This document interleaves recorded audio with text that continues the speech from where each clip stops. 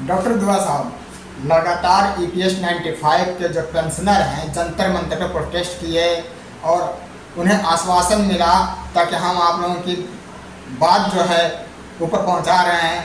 एक एक करके वहाँ पे सांसद आए, मना के ले गए। लेकिन अब देखिए 30 सितंबर भी आने वाला है और 4 राज्यों का चुनाव होने वाले हैं, तो क्या लगता है 30 सितंबर से पहले इन मांगे पूरा होगा? जर्नलिस्ट महोदय, ब्रिगेडियर अशोक राउत और जो ईपीएस 95 के अन्य कई नेता हैं, ऐसा नहीं कि सिर्फ अशोक राउत जी, कई लोग हैं जो लगातार इस प्रयास में हैं कि मेरा ईपीएस 95 का जो पेंशन है वो मिल जाए। ईपीएफओ जो उनकी ऑर्गेनाइजेशन संगठन है, जिन सभी पूरे इंडिया के पेंशनधारियों को देखते हैं, उनका एक संगठन, वो लोगों ने भी कहा कि मैं 7 करोड़ लोगों को, कर्मचारियों को राहत देने जा रहे हैं। और प्रधानमंत्री और गृह मंत्री और जो आपका श्रम मंत्रालय, जहां से इनकी फंड का रिलीज होता है, उन लोगों ने भी कहा कि हम इन सारे पैसे देने जा रहे हैं। तब हमारे लीडर ने, ब्रिगेडियर अशोक राउत जी ने, डॉक्टर दुआ ने, सबने कहा कि अगर 30 तारीख तक हमें पैसा नहीं मिला, क्योंकि डेडलाइन देना जरूरी था, हमने बहुत बार दिया, तो हम जन क्रांति करेंगे और 4 राज्यों के चुनाव का हम बहिष्कार करेंगे और हम इन्हें जीतने नहीं देंगे। इससे इनको नुकसान होगा, सरकार को नुकसान होगा। और मुझे लगता है कि ये जो है चुनाव से ठीक पहले जो है 30 तक ये जो है मांगे पूरी कर लेंगे। ये पूरी विश्वास के साथ हम लोग लगे हुए हैं और इसी आशा में बैठे हैं। हम अपने आपके चैनल से अपने ईपीएस 95 के जो पेंशनधारी हैं और जो लोग दुखी हैं, उनसे भी है कि जब हमने इतना हिम्मत किया है, इतना जो है पेशेंस रखा है, हमें थोड़ा और पेशेंस रखने की ज़रूरत है। सरकार पे विश्वास तो नहीं है, लेकिन सरकार मजबूर भी है कि उसे देना ही पड़ेगा, और अगर नहीं देगा तो हम उन्हें नुकसान जरूर पहुंचाएंगे। और उसके बाद जो लड़ाई होगी वो एक विकराल लड़ाई होगी, और जरूरत पड़ा तो हमें नई पार्टी, अहरा नेशनल पार्टी को दिल्ली के अंदर, महाराष्ट्र के अंदर, झारखंड के अंदर हम भारी बहुमतों से जिताकर इनको जो है शिकस्त देंगे और अपनी मांगे को पूरा करवाएंगे। दुआ साहब, लगातार आप पेंशनरों की आवाज़ उठाते हैं और आप वायरल भी हैं और बहुत अच्छा कमेंट आता है, आप उनके साथ हैं। वो लोग यही जानना चाहते हैं कि अगर हमारी मांगे नहीं पूरी होगी तो आगे वो क्या करेंगे?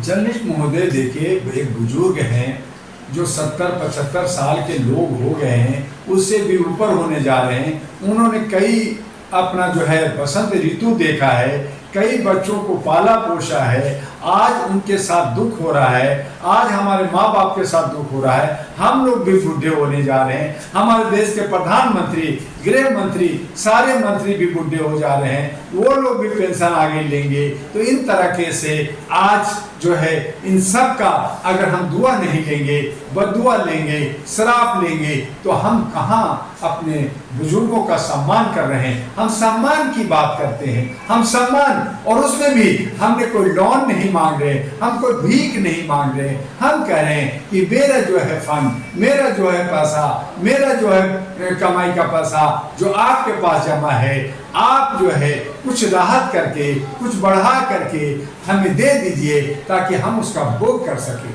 तो हम आपसे कुछ भीख तो मांग नहीं, हमारे तो छोटी सी मांग है और जेन्युइन मांग है। जर्नलिस्ट महोदय, हम बहुत ही जेन्युइन मांग कर रहे हैं। हम आपसे अगर लोन मांगते, हम आपसे भीख मांगते, हम आपसे आरक्षण मांगते, हम अगर और कोई मांग करते तो शायद कहते कि ये लोग जो है खाली लालची हैं, लोभी हैं, मांग रहे। अरे मेरी पैसा भाई, आज मुझे 1 रुपये की जरूरत है, कल मुझे 2 रुपये की जरूरत है, कल मुझे अपने बच्चों का, नाना नाती और पोता को शादी भी करना है, उसे खिलाना भी है, पढ़ाना भी है, हमारी बीमारी भी है, हमें कपड़ा भी है, दवा दारू भी है।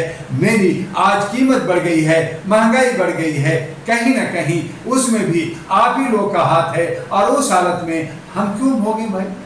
हम तो अपना पैसा मांग रहे हैं ताकि हम उसका उपयोग कर सकें। तो सरकार को चाहिए कि इनका जेन्युइन मांग है, इनको आपने मान भी लिया है, आपने कहा भी है कि हम इनको 7,500 प्लस दिए प्लस मेडिकल देने जा रहे हैं, तो देने जा रहे हैं। लेकिन बात अब ये है देंगे कब? समस्या कब ये है। देंगे? कब गाड़ी आएगी?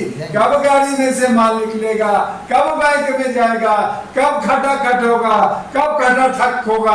आप जो है कह देते हैं दे रहे, आप कहते हैं आरक्षण दे रहे, आप कहते हैं ये कर दिया, हमने कहा वो कर दिया। ऐसे राजीव गांधी करते थे, ऐसे आप भी कर रहे हैं, ऐसे उनके बेटा भी कर रहे हैं, ऐसे सभी नेता कर रहे हैं, तो हम किस पे विश्वास करें?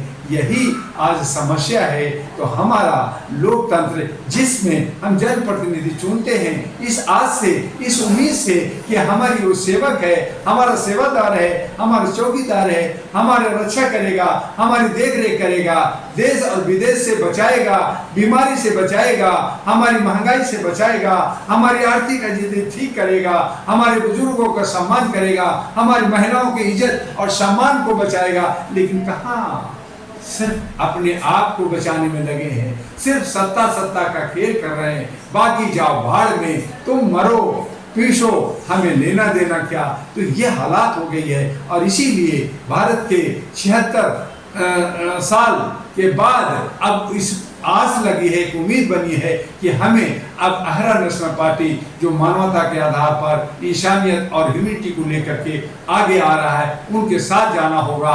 इन तमाम कुकुर मुद्दे को जो हमारे देश को बिगाड़ा है, देश को लूटा है, देश को बर्बाद किया है, इन तमाम को हमें बाहर करना होगा और अहरा नेशनल पार्टी एनपी को विजय बनाना होगा और उसके अंदर अच्छे सच्चे लोगों को साथ आगे चल करके, आगे जुड़ करके साथ चलना होगा। चाहे वो EPS 95 हो या EPFO के अन्य पेंशनधारी हो, चाहे सहारा के जो है निवेशक हो, चाहे अन्य निवेशक हो, चाहे जहां भी लूट खसोट हो रहा है, जहां भी लोगों के साथ दुख और तकलीफ हो रहा है, उन तमाम का निवारण करने का जो हम जनप्रतिनिधि चुनते हैं, उनका दायित्व बनता है। और मुझे पूरी उम्मीद है कि ये अपने दायित्वों को निभाएंगे और इधर उधर जो है मेन मुद्दा से नहीं भटका करके जनता की सारी समस्याओं पे ध्यान देंगे। और इसीलिए डॉक्टर दुआ जो है अहरा नेशनल पार्टी लेके आई है कि अगर ये सब पूरा करते हैं तो अहरा नेशनल पार्टी को भी खत्म किया जा सकता है। लेकिन इनकी नीयत और इनकी कहतनी और करने में काफी फर्क है। इसीलिए अहरा नेशनल पार्टी आगे तेजी से आगे बढ़ रही है। दिल्ली के 70 के 70 सीटों पे हम लोग लड़ने जा रहे हैं, महिलाओं को उतारने जा रहे हैं और बिहार के 243 और झारखंड के 81 सीटों पे हम कमर कस चुके हैं। देखते हैं कि जनता किधर जाती है, इन चोरों के साथ या मानवता के साथ। यही आस लगा करके हम लोग आगे बढ़ रहे हैं। Thank you.